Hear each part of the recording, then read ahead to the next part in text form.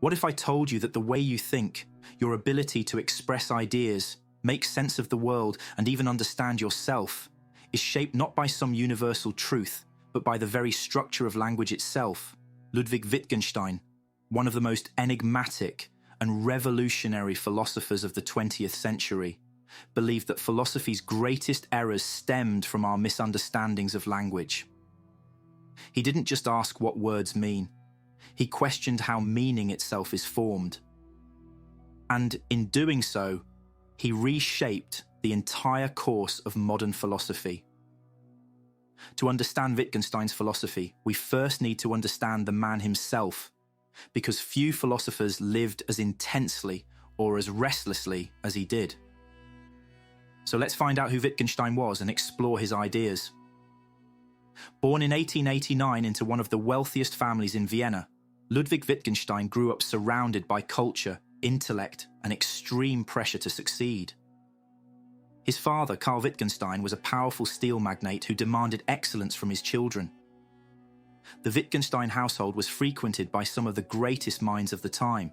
Composers like Gustav Mahler and Johannes Brahms were regular visitors. Yet despite this privileged upbringing, Ludwig's life would be marked by deep inner turmoil, radical transformations, and an obsessive dedication to philosophy. Initially, Wittgenstein didn't set out to become a philosopher. He studied engineering in Berlin before moving to Manchester to work on aeronautics. It was there that he became fascinated with logic, particularly the work of Gottlob Frege and Bertrand Russell. This interest quickly consumed him. In 1911, he travelled to Cambridge to study under Russell, who was immediately struck by Wittgenstein's intensity. Within a few years, Russell declared that Wittgenstein was a genius, someone who might well surpass all of his predecessors in logic. But Wittgenstein's philosophical pursuits were interrupted by World War I. Unlike many intellectuals of his time, he didn't avoid the conflict. Instead, he enlisted voluntarily in the Austro-Hungarian army, even requesting to be sent to the front lines. He carried a copy of Tolstoy's Gospel in Brief with him, and during this period, he underwent a profound spiritual transformation. It was in the trenches that he developed the core ideas of Tractatus Logico-Philosophicus, the book that would make him famous. He believed he had solved all of philosophy's problems, and with that, walked away from academia. Giving away his inherited fortune and retreating into an austere, solitary life. For years, Wittgenstein lived in near isolation, working as a schoolteacher in rural Austria. His strict and unconventional teaching methods made him both respected and feared by his students. But his dissatisfaction with philosophy never fully disappeared. In 1929, he unexpectedly returned to Cambridge, not as a student, but as a lecturer. And over the next 2 decades, his views underwent a dramatic shift. The logical, rigid structure of Tractatus gave way to the more fluid, dynamic concepts of philosophical investigations. His later years were spent refining these ideas, often in solitude. He travelled frequently, seeking quiet places to think, whether in a remote Norwegian cabin or a small cottage in Ireland. He never married, had little interest in material wealth, and remained enigmatic even to his closest friends. By the time he died of cancer in 1951, he had left behind not just a revolution in philosophy, but a personal legacy as one of the most uncompromising, restless thinkers of the modern age. Wittgenstein's life was one of extremes: intellectual brilliance, personal asceticism, and radical self-reinvention. And as we will see, his philosophy mirrors this same relentless search for clarity, constantly challenging and reshaping itself over time. Wittgenstein's early work was driven by a singular, audacious goal: to define the precise limits of what can be meaningfully said.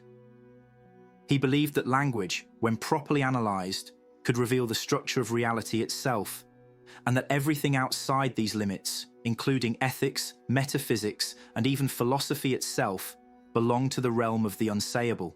This vision culminated in his first and only published book during his lifetime, Tractatus Logico-Philosophicus, 1921. Written largely while serving as a soldier during World War I, the Tractatus is a dense and enigmatic work, structured as a series of numbered propositions, each building upon the last. It opens with one of the most famous statements in modern philosophy. The world is everything that is the case. For Wittgenstein, the world consists of facts, things that are the case, rather than objects or substances. And these facts can only be meaningfully represented through language, which he saw as a kind of logical picture of reality. At the heart of the Tractatus is what has come to be known as the picture theory of language. According to this view, language works by mirroring the logical structure of the world. Words correspond to objects. Sentences correspond to states of affairs. And when we use language correctly, we create accurate pictures of reality. But this also means that anything which cannot be pictured in this way, such as ethics, aesthetics, or the meaning of life, falls outside the realm of meaningful discourse. This leads to perhaps the most radical claim of the Tractatus: whereof one cannot speak, thereof one must be silent. Wittgenstein saw this as the solution to many traditional philosophical problems. Questions about metaphysics, the soul, or the nature of the good life were, in his view, not problems to be solved, but misuses of language. Philosophy's task was not to provide answers to these questions, but to reveal them as meaningless from a linguistic standpoint. It was this aspect of the Tractatus that resonated most with the Vienna Circle, a group of early 20th century philosophers who developed logical positivism, a movement that sought to eliminate metaphysical speculation and ground all knowledge in empirical science and formal logic. They interpreted Wittgenstein as arguing that meaningful statements must be either empirically verifiable or logically necessary. Everything else, including much of traditional philosophy, was dismissed as nonsensical. Wittgenstein truly believed that he had solved philosophy. With the completion of the Tractatus, he saw no reason to continue the discipline and walked away, as stated previously, giving away his inheritance and living in near solitude. When Ludwig Wittgenstein returned to philosophy in the late 1920s, he began dismantling the very framework he had constructed in the Tractatus Logico-Philosophicus. As mentioned earlier, he had once believed that language functioned as a rigid logical structure, mirroring the world through clear, definable propositions. But over time, he came to see this view as deeply flawed. Instead, in his later masterpiece, Philosophical Investigations, Wittgenstein introduced a radically different way of thinking about language. One that rejected the idea that words derive meaning from a fixed logical structure. Rather than words being bound by a singular underlying essence, he argued that meaning is shaped by use, by the specific context in which words are spoken and understood. This shift gave rise to one of his most influential ideas: language games.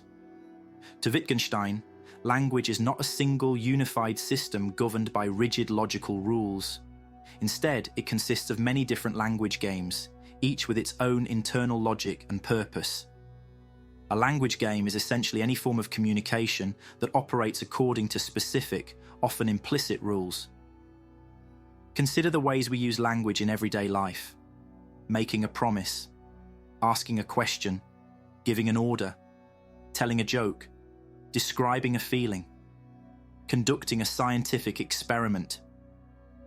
Each of these is its own language game, with its own rules of meaning. The way words function in one context may not apply in another. When a scientist says, "This is true," they mean something different than when a poet, a politician, or a child says the same phrase. Another example of Wittgenstein's language games is the difference between legal discourse and moral reasoning. Consider the phrase, "That action was wrong." In a courtroom, this belongs to the legal language game, where wrongdoing is defined by laws and evidence. A lawyer would ask, "Does this action violate a statute?"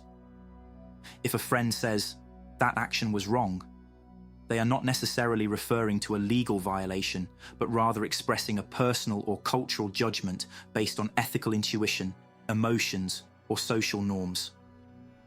The mistake, from Wittgenstein's perspective, would be to assume that these two language games must operate by the same rules. Crucially, Wittgenstein argued that meaning is not something that exists independently of these contexts. It emerges through use. In other words, there is no single ultimate essence of a word like truth, justice, or love. Their meanings depend on the language games they are part of. This was a profound departure from his earlier belief that language had a fixed logical structure. Instead of seeking a grand unified theory of meaning, he encouraged us to look at how words are actually used in practice. Another key insight from philosophical investigations is Wittgenstein's private language argument, which challenges the idea that we can have a language that is purely private, one that only an individual could understand. Imagine trying to create a language to describe your own internal sensations, such as pain. If you were the only person who ever used and understood this language, how would you know you were using words correctly? Wittgenstein argued that language requires a shared framework, a set of social rules that allow us to communicate and verify meaning. This idea had profound implications for philosophy. It suggested that our thoughts and even our self-understanding are not purely private affairs.